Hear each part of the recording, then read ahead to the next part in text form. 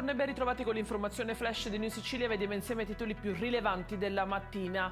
In apertura l'operazione congiunta della Polizia di Stato che ha portato all'esecuzione di 10 misure cautelari tra Catania, Messina e Agrigento, sequestrate 4 aziende nel settore dei rottami metallici. Confisca da ben 2,3 milioni di euro quelle eseguite invece dalle autorità nei confronti di un pregiudicato 57enne di Mazara del Vallo. Il provvedimento è stato emesso a conclusione di indagini societarie e patrimoniali. Il settore interessato è quello ricettivo e turistico. Nel mirino hotel, ristoranti, anche uno stabilimento balneare.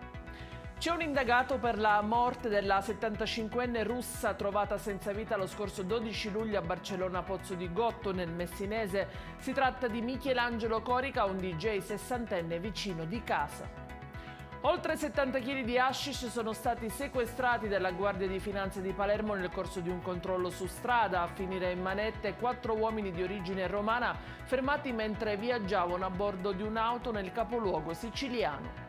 E in chiusura un incidente avvenuto questa mattina a Paternò, dove un ciclista di 62 anni del posto sarebbe stato investito dal conducente di un mezzo, poi scappato senza neanche prestare soccorso. L'uomo è stato trasferito in soccorso al Cannizzaro in gravi condizioni. Il pirata della strada è invece attualmente ricercato.